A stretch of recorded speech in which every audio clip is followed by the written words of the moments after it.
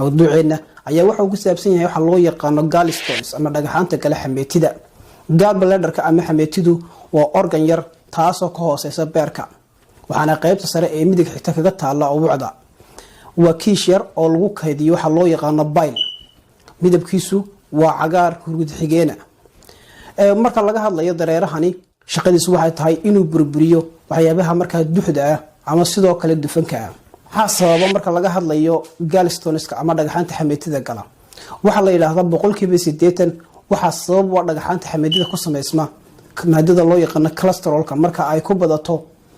bile-ka ama ay ku badato gallbladder-ka 20%